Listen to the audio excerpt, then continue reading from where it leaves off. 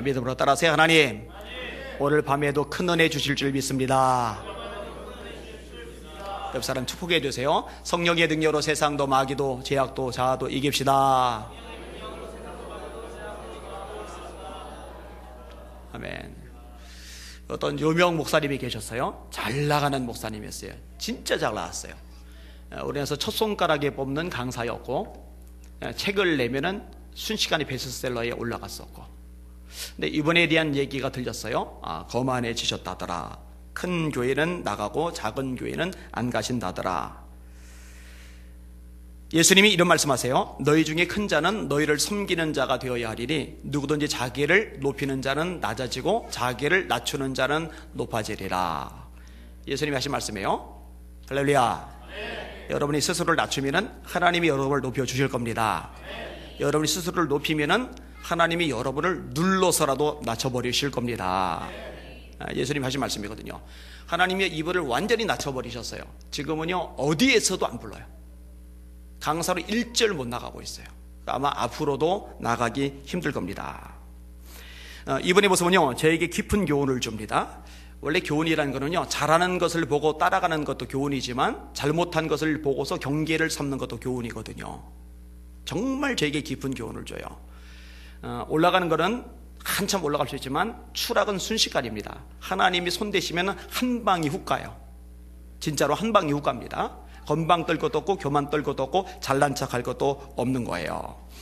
끝까지 겸손하셨던 목사님이 계세요. 이성봉 목사님이세요. 이분은 하여튼 한국이 낳은 세계적인 부흥사입니다. 이분이요 얼마나 많은 영혼들 뒤집어 놨는지 몰라요. 한국교회 가는 곳마다요 성령의 불길이 뜨겁게 타올랐습니다. 이분 때문에 변화된 분들 얘기가 많아요. 그 중에 한 분이 이제 문중경 전도사님입니다.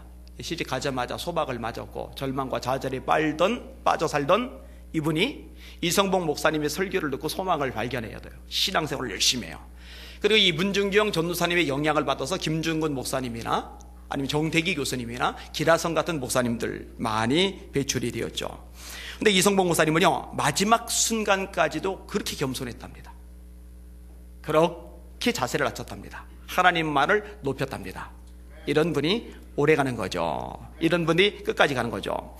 바울 사도가 이렇게 고백합니다. 운동장에서 다름질하는 자들이 다 달릴지라도 오직 상을 얻는 사람은 한 사람인 줄을 알지 못하느냐. 너희도 상을 얻도록 이와 같이 다름질하라.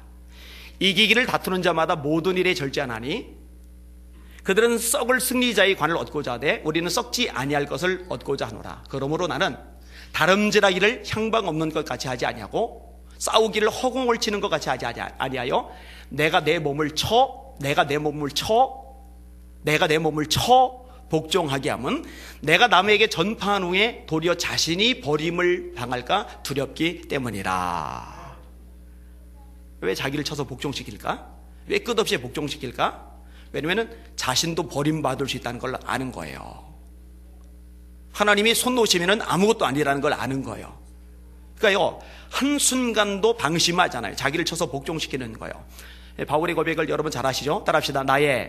나된 것은 내가 아니요 나와 함께 하신 하나님의 은혜로다. 내가 지혜가 뛰어나서 성경을 썼다 이런 말 한 번도 안 해요. 내가 능력이 많아서 수많은 병자 고치고 이적이 나타났다 이런 말 안 해요.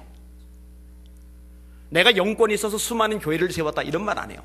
나된 것은 내가 아니다. 나 아니야. 내가 한 거 아니야. 나와 함께 하신 하나님의 은혜로다. 로마서 11장에 고백을 합니다. 깊도다. 하나님의 지혜와 지식이 부유하며 그의 판단은 측량치 못할 것이며 그의 길은 찾지 못할 것이로다. 누가 그의 모사가 되겠느냐? 누가 주께 먼저 드려 갚으심을 받겠느냐? 이런 만물이 그에게서 나오고 그로 말미암고 그에게로 돌아감이라. 영광이 세세에 그에게 있으리로다. 모르겠다는 거예요.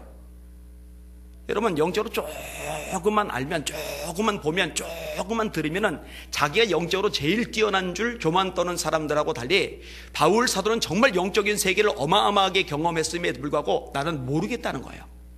하나님의 뜻 너무 깊어서 모르겠다는 거예요. 헤아리질 못하겠다는 거예요. 누가 감히 그의 모사가 되겠느냐는 거예요. 누가 주께 먼저 드릴 수 있겠느냐는 거예요. 여러분, 이런 바울이기 때문에 오래 가는 거예요. 끝까지 가는 거예요. 버림받지 않는 거예요. 타락하지 않고 이상해지지 않는 거예요. 여러분, 역사상 뛰어났던 인물 많아요. 근데 뛰어났는데 후반에 가면서 완전히 망가진 사람 또 많아요. 끝까지 완주한 사람들은 공통점이 있는데요, 교만 떨지 않는 거예요. 겸손한 거예요. 자기를 낮추는 거거든요. 세례요한도 마찬가지입니다. 이 세례요한은 400년간 선지자가 침묵했어요. 이 침묵을 깨고 혜성같이 등장한 세례요한입니다. 여러분, 세례요한이 설교를 하면요, 요단강에 사람들이 구름대처럼 벌떼처럼 모여들었어요. 광야에 그렇게 모여들었어요. 여러분, 이거는요, 모든 설교자들의 로망입니다. 자신이 설교를 하는데 이 설교를 들으려고 사람들이 구름대처럼 벌떼처럼 모여든다. 여러분, 교회당 안에 모여들어도 대단한데요, 이 교회당이 아니라 저 광야, 그 불편하고 척박한 땅, 그곳에 사람들이 구름대처럼 벌떼처럼 모이던 거예요. 얼마나 환호성이 대단했냐면요, 지도자들이 사람들을 보내서 당신이 혹시 그리스도 아닙니까? 메시아, 우리 구원자 아닙니까? 라고 물어볼 정도로 어마어마한 센세이션을 일으켰어요. 근데 정작 세례요한은 말합니다. 그는, 예수님은 흥하여야 하겠고 나는 쇠하여야 하리라. 나는 예수님의 신을 들기도 감당치 못하겠노라. 위대하죠? 주님이 쓰실 만한 사람인 겁니다. 여러분, 겸손하실 수 있기를 주님의 이름으로 축원합니다. 개척교회 할 때 겸손하다가 교회가 커지면 교만해지는 사람이 있어요. 교회는 커져서 사람들이 우러러 보는지는 몰라도 하나님이 이미 버린 사람이 될 수 있다는 거, 그리고 하나님이 버린 사람이 되면 하나님이 아무것도 아니라는 거, 이걸 놓치면 안 될 텐데, 이런 생각이 들어요. 목회자만 그렇겠어요? 여러분도 마찬가지입니다. 가난할 때 겸손하다가 돈이 많아지고 부자가 되고 나서 교만해지는 사람 많아요. 어깨 힘주고요, 잘난 척하고요, 거들러 먹거리고요, 자기가 잘난 줄 알고요, 큰 소리 치기 시작하고요, 지시 내리기 시작하고요, 이런 사람 많아요. 낮은 위치일 때는 겸손하다가 높아진 다음에 교만해지는 사람들 많아요. 많다니까요. 집사일 때는 겸손하다가 장로가 되고 나서 교만해지는 사람들 많아요. 많다니까요. 홍산교회 부흥회를 갔다 왔는데 이장우 장로님이라는 분하고 교제를 나눴어요. 우리 60대 장로님이세요. 그런데 담임 목사님이 42살에 어려요. 엄청 어려요. 39에 부임을 했어요. 그러니까 본인보다 20년 가까이 어린데요, 얼마나 목사님을 제 앞에서 칭찬을 하는지, 이야, 궁금했어요. 우리 위에 장로님들은 혹시 다른 분들 만나면 이 안희한 목사에 대해서 어떤 얘기를 할까? 칭찬하시리라고 믿겠습니다. 그렇게 믿어야 제 정신건강에 좋을 테니까요. 적어도 험은 잡지 않을 거예요. 제가 그거는 믿어요. 근데 얼마나 칭찬할지 그거는 아직 확실을 잘 못하겠어요. 근데요, 이 이장로님이 이야기하시는 장로님이 있어요. 최 장로님인데 그 교회 선임 장로님이에요. 연세가 제일 많으신 분이에요. 영향력도 제일 세신 분이에요. 근데 이 선임 장로님 왜 이렇게 존경한다고 이야기를 끄집어내느냐, 이유가 있는 거예요. 이 목사님의 아버지하고 그 선임 장로님하고 동기동창이에요. 그러니까 담임 목사님이 아들 또래밖에 안 되는 거예요. 그런데요, 최 장로님이 단 한 번도 김 목사님이 강요하면서 이야기할 때 안 됩니다라고 한 적이 없대요. 단 한 번도 없답니다. 근데 가장 영향력 있는 선임 장로님이 이렇게 나오니까 나머지 장로님들도 다 따라하는 거예요. 그리고 60대 장로님이 막내요. 14분 중에 제일 막내요. 14장로님 중에 이 제일 막내 장로님, 요 목사님 웃으시는 의미를 알 것 같아요. 이제 고령화됐다 그 얘기죠. 70 넘은 분이 50명 넘는 교회예요. 그러니까 모든 사람들이요 다 잘 따라주는 거예요. 마음껏 목회할 수 있는 거죠. 여러분, 교회가 어수선한 게 하나도 없어요. 일사불란하게 움직여요. 그 이유를 제가 봤어요. 교회가 힘이 있어요. 뻗어나갈 수밖에 없는 거예요. 근데 다 이러느냐? 절대로 그렇지는 않아요. 제가 안종호는 이름을 대지 말아야 돼요. 이름을 대니까 탈이 생기는 경우가 종종 있더라고요. 요즘은 듣는 사람들이 우리나라 말고 외국에서도 있어서 외국에서 저한테 전화가 왔어요. 자기 얘기하느냐고. 그래서 제가 실수한 부분이 있어서 사과를 했어요. 잘못 정보 전달받은 부분, 그런 거는 제가 수정을 할 필요가 있으니까 우리 교인들에게도 공개적으로 제가 얘기 꺼냈던 적이 있죠. 자, 여기는요, 장로님 한 분이 계시는데 목사님을 찾아오더니 교회 정관을 만들재요. 그리고 또 하나, 사무총회를 할 때 왜 꼭 담임 목사님만 사무총회 의장을 해야 되느냐? 그냥 자기가 의장을 하면 안 되냐요. 제가 그 얘기 듣고서요, 정신 나갔다고 그랬어요. 죄송해요. 그 정신 나간 거예요. 진짜 정신 나간 거예요. 사실은 저는 회의를 되게 싫어해요. 굉장히 싫어해요. 엄청 싫어해요. 무지막지하게 싫어해요. 그리고 잘 못해요. 그래서 처음에 우리 최 장로님 보고 당회장 하기 싫으니까 장로님이 당회장 하라고 한 적이 있어요. 저희는 장로님이 먼저 본인이 사회보겠다고 하는 게 아니라 제가 먼저 이렇게 얘기를 한 거예요. 근데 장로님이 그거는 안 된다고, 그거는 안 된다고. 근데 그 장로님은요, 본인이 먼저 얘기 꺼내서 의장을 자기가 하면 안 되느냐고. 세상에 그게 돼요, 말이? 그래서 그런 얘기는 절대로 들어주지 말라고, 절대로 그런 얘기는 귀담으면 안 된다고 제가 이야기를 해줬어요. 오늘 설교 제목 한번 따라합시다. 잘 나갈 때 똑바로 해야 오래 간다. 다시 한번, 잘 나갈 때 똑바로 해야 오래 간다. 여러분이 그런 주인공들 되시기를 주님의 이름으로 축원합니다. 자, 사울은요, 왕이 되기 전에 겸손했어요. 참 겸손했어요. 겸손하면 똑바로 해요. 자, 이 겸손한 사울이 왕이 됐어요. 왕이 되고 나서 문제가 발생을 합니다. 오늘 보면 앞부분을 같이 읽을게요. 1절과 2절, 3절을 읽겠습니다. 시작. 사무엘이 사울에게 이르되 여호와께서 나를 보내어 왕에게 기름을 부어 그의 백성 이스라엘 위에 왕으로 삼으셨은즉 이제 왕은 여호와의 말씀을 들으소서. 만군의 여호와께서 이같이 말씀하시기를 아말렉이 이스라엘에게 행한 일 곧 애굽에서 나올 때에 길에서 대적한 일로 내가 그들을 벌하노니 지금 가서 아말렉을 쳐서 그들의 모든 소유를 남기지 말고 진멸하되 남녀와 소아와 젖먹는 아이와 우양과 낙타와 나귀를 죽이라 하셨나이다 하리. 굉장히 무서운 말씀을 하세요. 아말렉을 완전히 진멸하라는 거예요. 근데 이 아말렉은요, 사단의 상징과도 같은 존재예요. 출애굽기 17장에 이스라엘 백성들이 출애굽했을 때요, 약해진 자들이 흠에 뒤처져요. 이 흠에 뒤처진 자들을 쳐서 공격했던 인물이 아말렉입니다. 그때 모세는 산에 가서 기도하고 여호와서는 백성들 거느리고 와서 전쟁을 거둬요. 이때 이렇게 말합니다. 여호와께서 대대로 아말렉과 싸우시리라. 여호와께서 대대로 아말렉과 싸우시리라. 그리고 이때 나오는 하나님의 이름이 여호와 니시, 여호와는 나의 깃발, 나의 승리라는 이름이에요. 이 아말렉이 오늘 본문에 등장을 하고요, 이 아말렉이 또 언제 등장하느냐. 자, 사울이 아말렉을 진멸했다면 안 생겼을 일이 다윗에게 발생을 합니다. 다윗이 시글락성에 가죠. 아기스 왕 따라 전쟁터 나갑니다. 갔다가 돌아왔는데 성이 불탔어요. 재산 빼앗겼어요. 그리고 처자식들이 몽땅 끌려갑니다. 이렇게 처자식을 몽땅 끌어가고 재산들 노략질하고 성을 불살랐던 사람들이 누구냐? 그들이 아말렉 쪽이에요.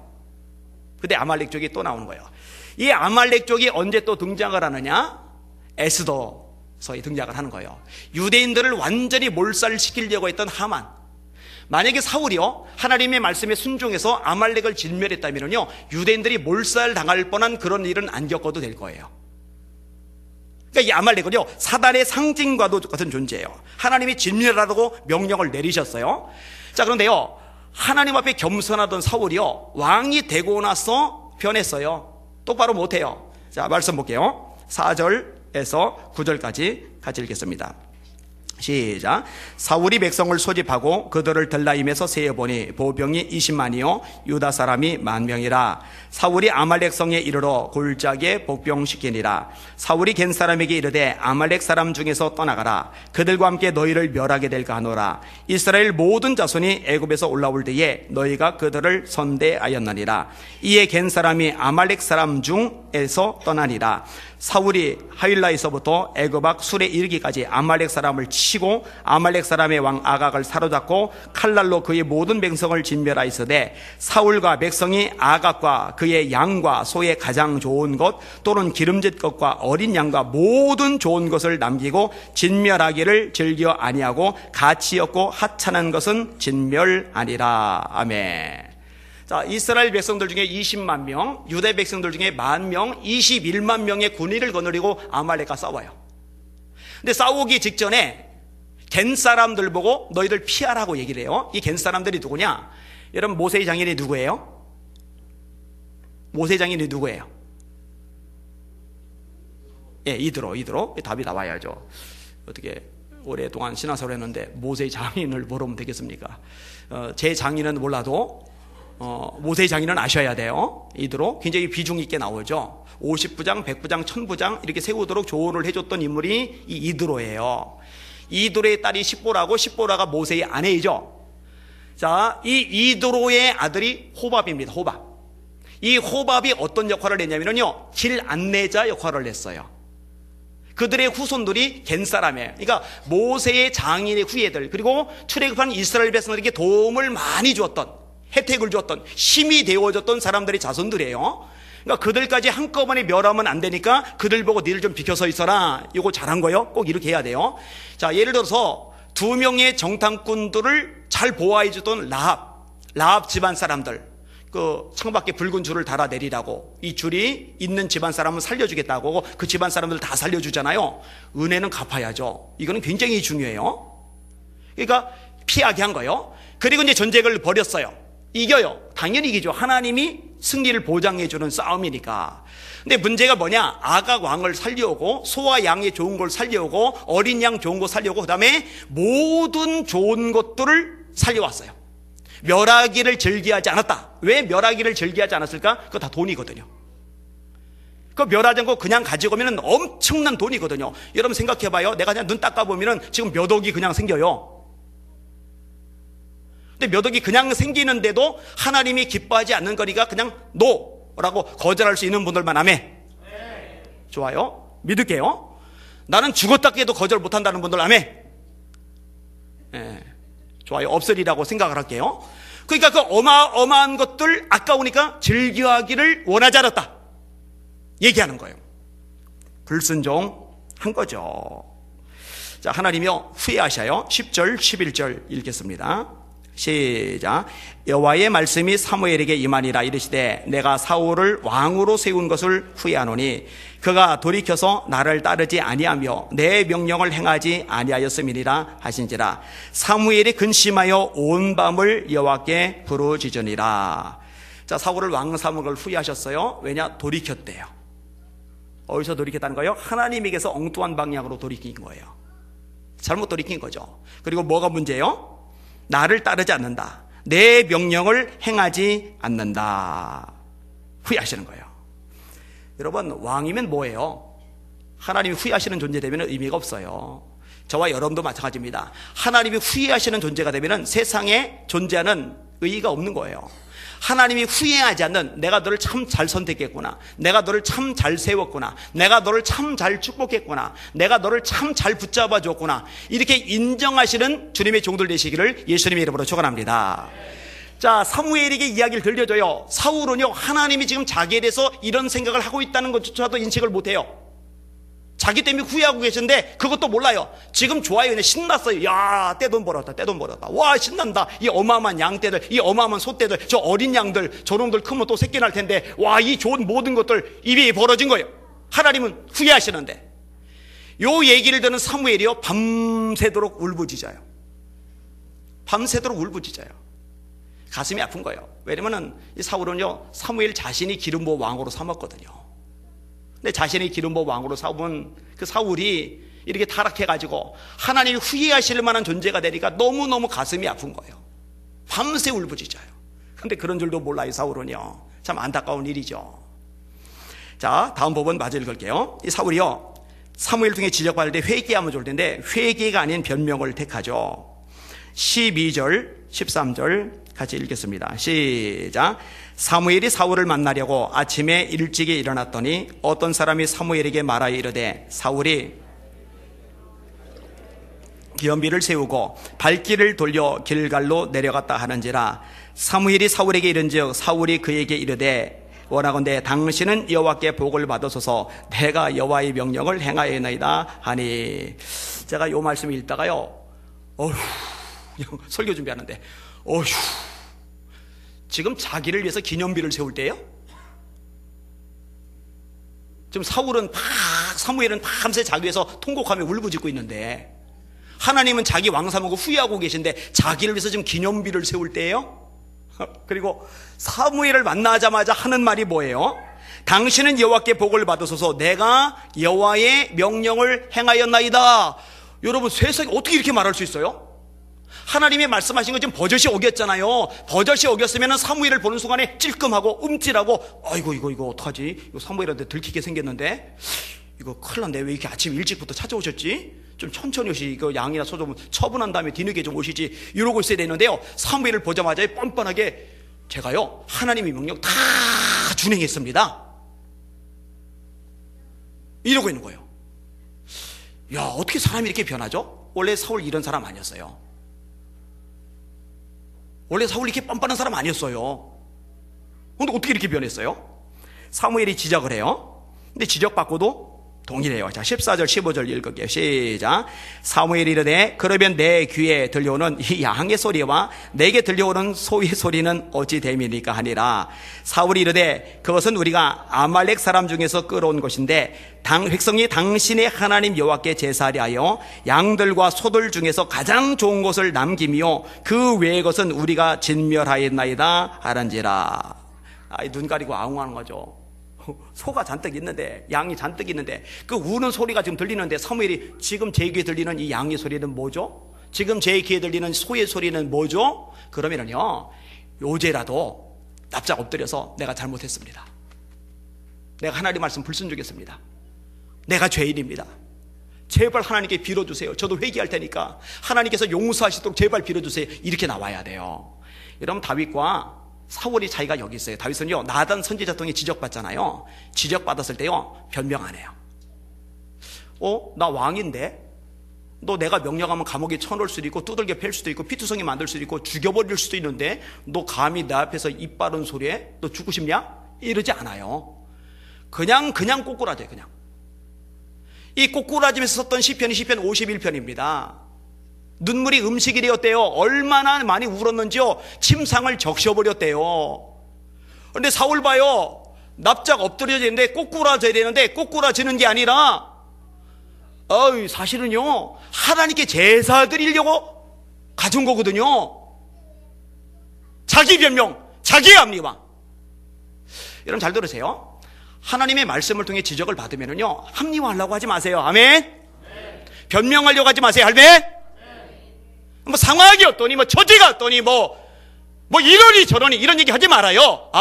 내가 잘못했구나, 내가 문제구나 하고 납작 엎드리는 게, 납작 고개를 숙이는 게, 하나님하고 용서해달라고 비는 게, 그게 지혜인 줄 깨달으시길 바랍니다. 어디 이렇게 뻔뻔한 말을 합니까? 여기서 이제 유명한 사무엘의 대답이 나와요. 자, 16절에서 19절 같이 읽을게요. 시작. 사울이 이르되 그것은 16절 시작. 사무엘이 사울에게 이르되 가만히 계시옵소서. 간밤에 여호와께서 내게 이르신 것을 왕에게 말하리다 하니 그가 이르되 말씀하소서. 사무엘이 이르되 왕이 스스로 작게 여길 그때에 이스라엘 지파의 머리가 되지 아니하셨나이까. 여호와께서 왕에게 기름을 부어 이스라엘 왕을 삼으시고 또 여호와께서 왕을 길로 보내시며 이르시기를 가서 죄인 아말렉 사람을 진멸하되 다 없어지기까지 치라 하셨거늘 어찌하여 왕이 여호와의 목소리를 청종하지 아니하고 탈취하기에만 급하여 여호와께서 악하게 여기시는 일을 행하였나이까. 아멘. 한번 따라합시다. 왕이 스스로 작게 여길 때에, 그때 왕을 하나님이 왕 삼아주지 않았습니까?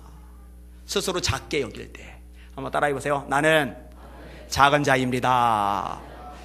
사울이란 말이 큰 자라는 뜻을 가지고 있어요. 바울이란 말은 작은 자라는 뜻을 가지고 있어요. 그래서 예전에 어떤 분들은 영예로 설교하면서 하나님을 대적하던 사울이 하나님을 만나고 나서 자기 정체를 깨닫고 작은 자 바울이라고 부르기 시작했다, 이렇게 이제 해석하던 것이 있는데 뭐 그럴듯하긴 하지만 뭐 아주 좋은 해석이라고 생각하지는 않아요.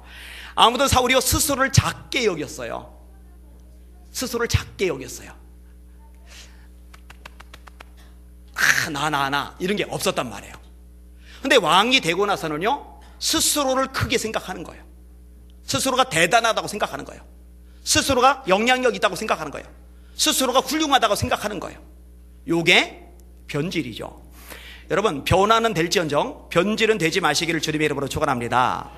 예수님을 만났어요. 세월이 갈수록 더 겸손해지는 거예요. 더 주님만 드러내는 거예요. 더 주님만 자랑하는 거예요. 그러면 그건 변화예요. 그런데 세월이 가면서 더 건방져지고 기모가 만장해지고 교만해지고 완악해지고 또 자기 목소리만 높이고 혈기 부리고, 이거는 변화가 아니고 변질이에요. 변질. 하나님이 기뻐하지 않은 모습이에요. 교만해요. 자, 이렇게 두 번이나 책망을 들었으면 이제는 양심껏 꼬꾸라져야죠. 제가 구구절절 변명을 했는데 선지자님 말씀 들어보니까 아무래도 제가 잘못했습니다. 죄송합니다. 제가요, 왕으로서 채통이 있으니까, 그래도 왕으로서의 지위와 이름이 있는데 너무 창피하니까 제 자신을 합리화했었는데 그거 이제 내려놓을게요. 이제 그거 포기할게요. 제가 잘못했습니다. 이래야 되잖아요. 안 그래요. 20절 보세요. 20절 21절 시작. 사울이 사무엘에게 이르되 나는 실로 여호와의 목소리를 청종하여 여호와께서 보내신 길로 가서 아말렉 왕 아각을 끌어왔고 아말렉 사람들을 진멸하였으나 다만 백성이 길갈에서 당신의 하나님 여호와께 제사하려고 양과 소를 끌어왔나이다 하는지라. 아멘. 여기서 사울이 가능성이 없구나 하는 걸 깨닫게 돼요. 완고함이죠. 버티는 거죠. 계속 고집을 피우는 거예요. 여러분, 찬스가 주어지는데요, 그 찬스를 지금 못 잡아요. 참 못 잡아요. 여러분, 성경에 보면요, 하나님은요 노하기를 더디하신대요. 자비와 긍휼이 풍성하시대요. 진짜 형편없는 사람도요, 심판하려고 바로 앞에 심판의 채찍을 두고 있는 상황에서도요, 납작 엎드리면요, 하나님이 아유 그래 한번 봐줄게 요렇게 하세요. 이런 이야기들이 성경에 가득해요. 그런데요, 와, 그렇게까지 얘기 좀 알아먹어야죠. 알아들어야죠. 이 정도까지 선지자가 반복적으로 얘기하면 이제 좀 깨달아야죠. 이제 어떻게 해야 될지 좀 알아채야죠. 눈치 좀 채야죠. 아이고, 설교 준비하는데 막 답답해. 어우, 왜 이렇게 둔탱이가 됐나. 제가 깨닫는 게 있어요. 아, 성령께서 떠나셨지. 악령이 임했지. 성령이 떠나시면 마음이 부드러운 마음이 들었기 때문에 말도 잘 들어요. 잘 헤아려요. 잘 숙여요.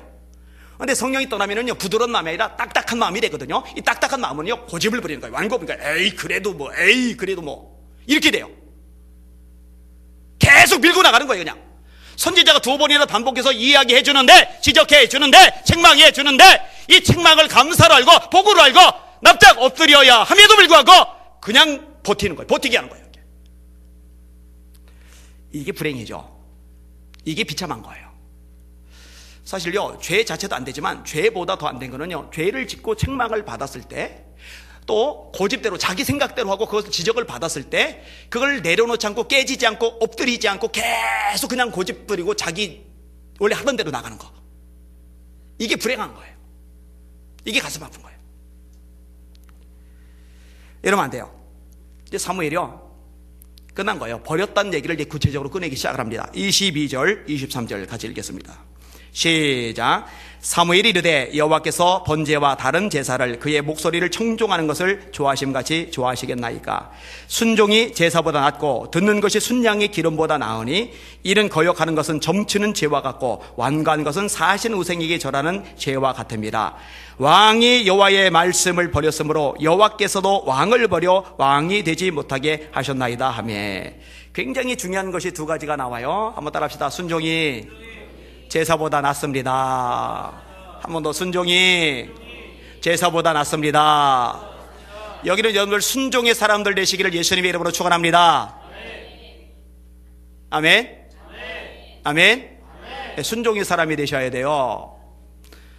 성경을 읽다가, 성경을 공부하다가, 아니면은 설교를 듣다가 깨달아지면은 순종하셔야죠. 하나님의 말씀으로 믿고서 따라가셔야죠. 순종이 제사보다 낫습니다. 또 하나 중요한 메시지가 나오는데, 왕이 여호와의 말씀을 버렸으므로 하나님도 왕을 버려 이스라엘 왕이 되지 못하게 하셨습니다. 딴 거는 혹시 버려도 쓰레기 버리죠. 재활용도 버리죠. 뭐 옷까지도 뭐 종종 버릴 때 있더라고요. 그죠? 혹시 딴 건 좀 버려도, 아까운 돈은 혹시 버려도 절대로 말씀만큼은 버리면 안 됩니다. 말씀 꼭 붙잡으시길 바랍니다. 이 말씀을 꼭 붙잡으면은 이 말씀이 여러분을 꼭 붙잡아 줄 줄 믿습니다. 바울 사도가 에베소 교회 장로들 청해놓고 그들에게 가르치면서 그 얘기를 해요. 능력이 말씀께 의탁하노니 그 말씀이 너희를 능히 든든히 세우사 기업을 얻은 자 가운데 기업을 얻게 하시리라. 이렇게 이제 말씀하는 대목이 나와요. 말씀이 중요한 역할을 하는 거예요. 하나님의 말씀이 떨어졌으면 잡아야 되는데, 그 말씀을 꼭 붙잡아야 되는데. 한번 따라합시다. 말씀을 읽고 듣고 공부하고 암송하고 묵상하자. 왜냐? 말씀을 들어야 잡을 게 있죠.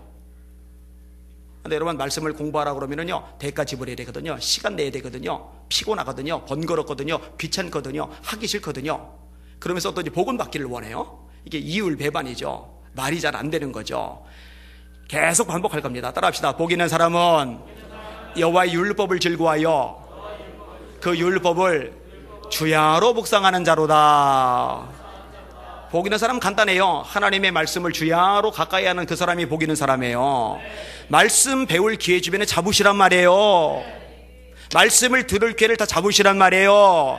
말씀을 읽을 기회 드렸잖아요. 그래서 말씀 읽는 거 열심히 따라주셔서 감사해요. 좀 있으면 50독 100독 대행진에서 절반이 다가가는데, 안 하시는 분들 있으면 요거 기회 잡으시란 말이에요. 말씀을 잡으시고 의지하시는 여러분들 되시기를 주님의 이름으로 축원합니다. 자, 이렇게 노골적으로 이제 하나님 당신 버렸습니다. 더 이상 당신 왕 아닙니다. 이렇게까지 얘기하니까 그제서야 감이 와요. 얼마나 둔탱입니까? 이거 참 영적으로 무딘 사람이에요. 그러니까 그제서야 움찔한 거야, 아찔한 거예요. 자, 24절, 25절 읽겠습니다. 시작. 사울이 사무엘에게 이르되 내가 범죄하였나이다. 내가 여호와의 명령과 당신의 말씀을 어긴 것은 내가 백성을 두려워하여 그들의 말을 청종하였음이니이다. 청하건대 지금 내 죄를 사하고 나와 함께 아멘. 내가 범죄하였나이다. 이 말하는 게 그렇게 어려워요? 예? 내가 잘못했습니다. 저 용서해 주세요. 저를 불쌍히 여겨 주세요. 내가 범죄하였나이다. 이 말하는 게 그렇게 어려워요? 한번 해보세요. 내가 범죄하였나이다. 여러분, 말씀 듣다가 이 말씀대로 순종하지 못한 내 삶의 모습을 보면은 그 예배 시간, 그 시간에 즉시 하나님, 제가 하나님 말씀에 어긋나있네요. 제가 범죄하였나이다. 예수님의 피로 제 죄를 씻어 주시옵소서. 기도하시는 여러분들 되시기를 주님의 이름으로 축원합니다. 요한일서 2장 9절이죠. 만일 우리가 우리 죄를 자백하면 저는 미쁘시고 의로사 우리 죄를 사하시며 모든 불의에서 우리를 깨끗하게 하실 것이요. 근데 여러분, 여기서도 생각해 볼 게 있는데요. 내가 범죄했나 하긴 해요. 근데요, 이게 진정성 있는 회개가 안 돼요. 이게 참 심각한 점이에요. 왜 진정성 있는 회개가 안 되느냐? 두 가지 이유가 있는데, 하나는요, 백성들 핑계를 대요. 내가 백성을 두려워해서. 백성들이 다 살리자고 요구하는데 내가 이 백성들 두려워해서 지금 남 탓하고 있는 거예요. 여러분 들으세요. 남 탓하지 말아요. 상황 탓하지 말아요. 그거 참 어리석은 겁니다. 그냥 잘못했습니다 이렇게 하면 좋아요.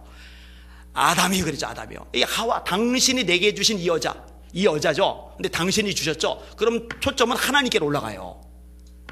그냥 제가 잘못했습니다. 선악을 알게 한 나무 시간은 먹지 말아라. 먹으면 반드시 죽으리라. 창세기 2장 17절에 하나님 말씀하셨는데, 글쎄 아내가 꾀미에 넘어갔고 꾀미에 넘어간 아내가 준 선악과를 먹었고 일단 제가 잘못입니다 이렇게 나와야 되는데, 그냥 이 여자는 당신이 주셨잖아요 이러잖아요. 이 말씀을 읽는데요, 누가 떠올랐냐면요, 모세의 형인 아론이 떠올랐어요.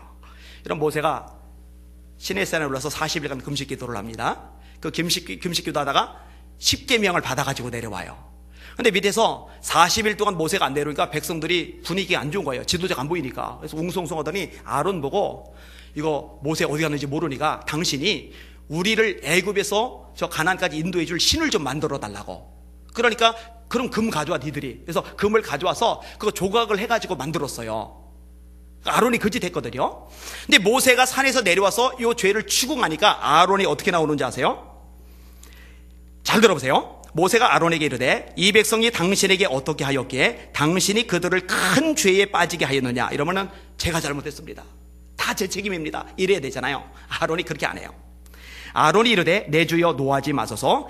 이 백성의 악함을 당신이 아시나이다.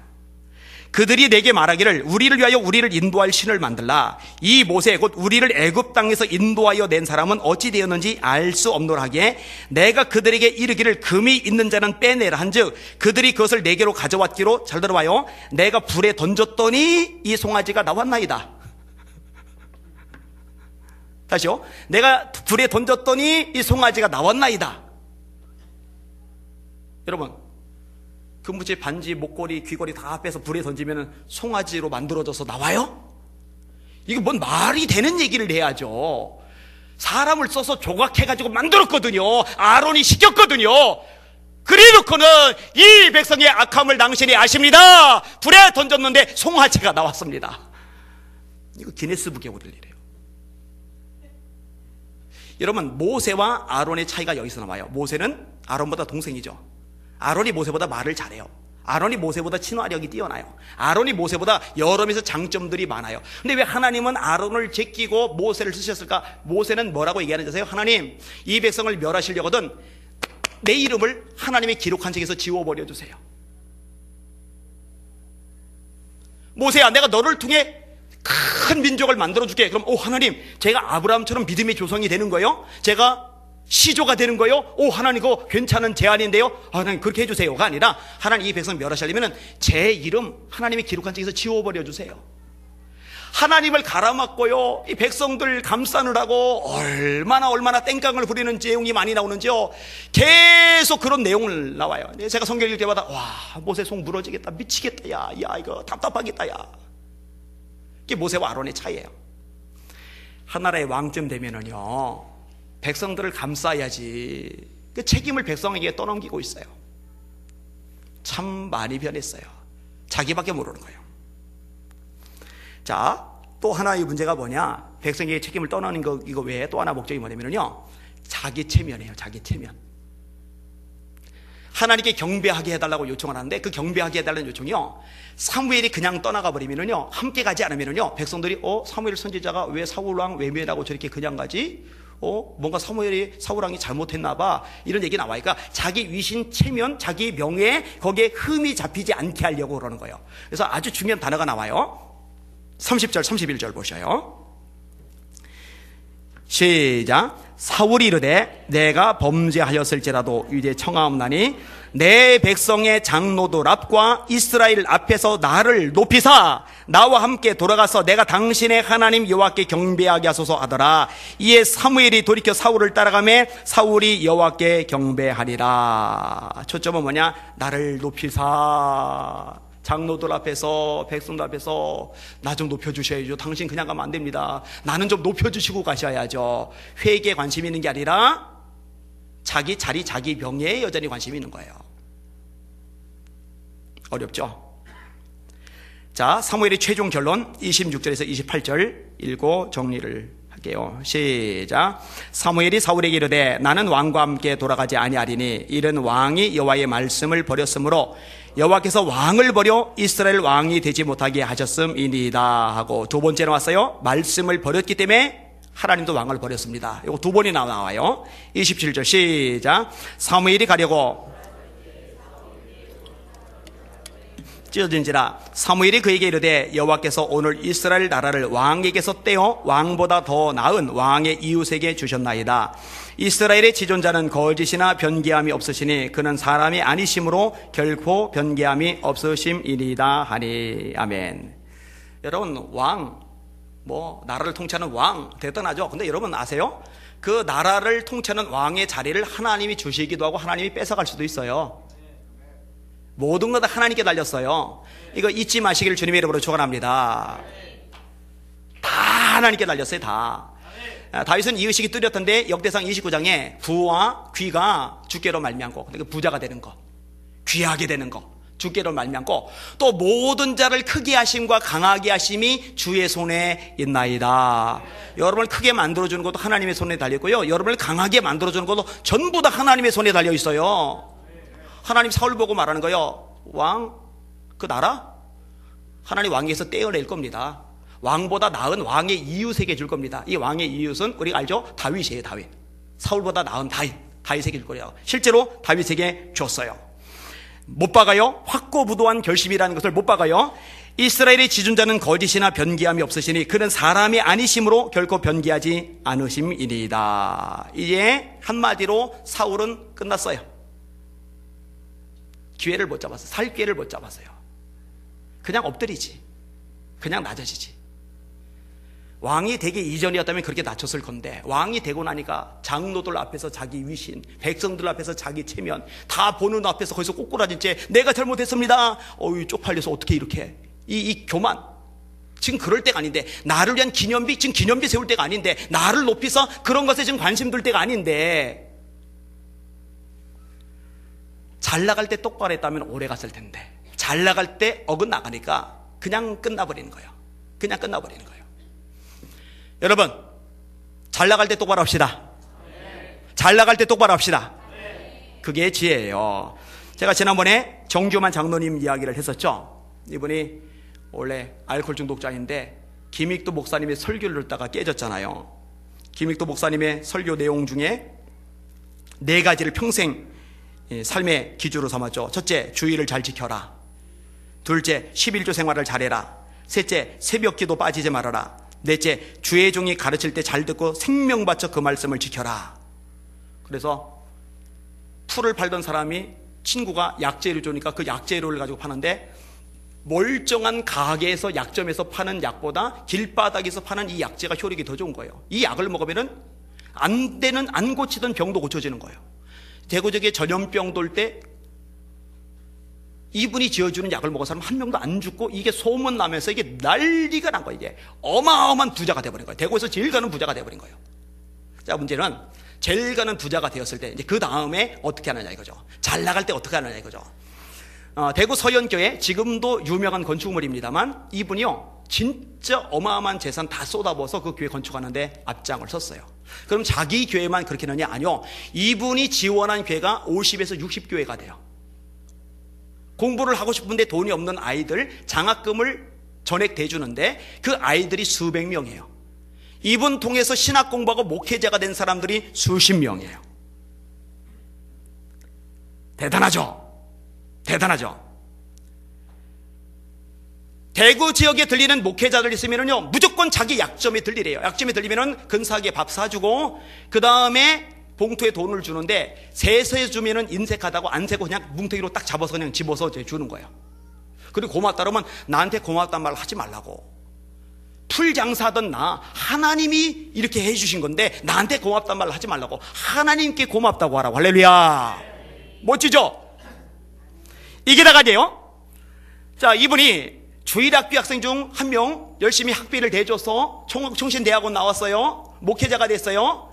나중에 원래 목회하던 목사님 은퇴하시고 이분이 이제 교회에서 영향력 있는 장로님이 되셨어요. 장로님이 되신 다음에 이 주일학교 학생 때 장학금 대줘 키웠던 이 목사님을 담임으로 청빙을 했어요. 그 목사님이 윤철주 목사님입니다. 아들뻘이죠, 아들뻘. 자기에게 은혜를 입은 사람이죠. 그런데요, 목사님이 신방 갈 때 신방 가방 들고 쫄리 쫓아가요. 그래서 목사님이 민망하잖아요.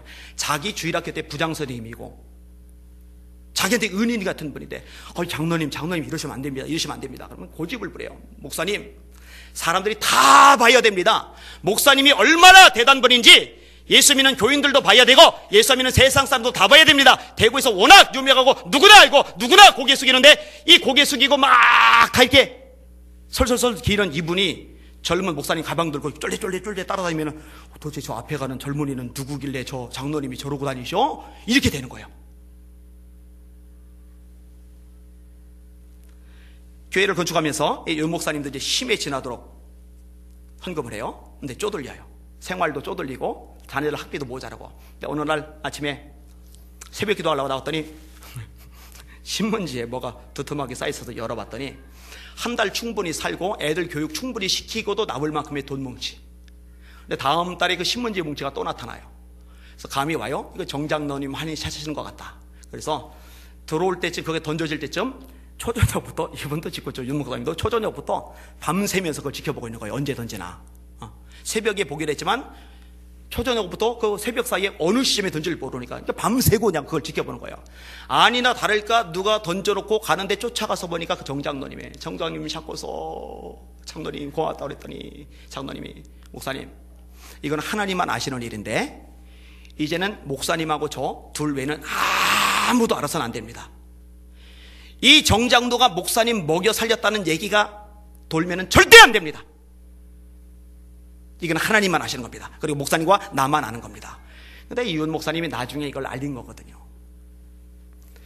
이분이 돌아가셨을 때요, 대구에서 역사상 이런 장례식이 없었대요. 그 운구 행렬을요, 어마어마한 인파가 울면서 따라가는데요, 그렇게 장관이었답니다. 그렇죠. 돈 받았던 개척교회 목회자들, 그 교회 성도들, 그리고 도움받았던 그리고 공부했던 학생들, 그리고 또 도움받았던 그 대구 주민들 줄 선 거예요. 그러니까 어마어마한 돈이 생기고 대단한 영향력이 생기고 모든 사람이 우러러보고, 그런데도요 이분은 그렇게 잘 나가는데 똑바로 해요. 거만하지 않고 잘난 척하지 않고 내가 있다 이런 생각 전혀 없고 하나님만 높이는 거예요. 하나님만. 여러분 잘 들으세요. 인간이 잘나봐야 얼마나 잘나고, 인간이 뛰어나봐야 얼마나 뛰어나고, 인간이 가져봐야 얼마나 가지고, 인간이 머리 좋아봐야 얼마나 좋겠어요. 그리고 그 모든 것들도 다 하나님이 주신 거 아니에요? 맞죠? 하나님이 주지 않은 거 어디 있어요? 다 하나님 주신 거 맞죠? 절대도 거들먹거릴 이유가 없어요. 하나님 감사합니다. 다 하나님이 하셨습니다. 하나님으로 영광받아 주시옵소서. 이런 여러분들 되시길 주님의 이름으로 축원합니다. 목사님, 저는요 아직 잘 나가 본 적이 없어서 그런 거 모르겠는데요. 아니요, 잘 나가지 않을 때부터 똑바로 해야 잘 나갈 때도 똑바로 할 수 있는 힘이 생기는 거예요. 지금부터도 하나님 앞에서 신앙은 철두철미하게 말씀 중심으로 무장하고 서시고 살아가시는 하나님의 사람들 되시기를 예수님의 이름으로 축원합니다. 축원합니다. 축원합니다. 아멘. 그렇게 해서 진짜 하나님께서 귀하게 쓰시는 인물들이 아까 기도 제목 나왔듯이 정말 좋은 믿음의 가문들이 여기서 불일듯 일어나기를 주님의 이름으로 축원합니다. 기대해요. 기대. 아멘. 찬양 같이 하겠습니다.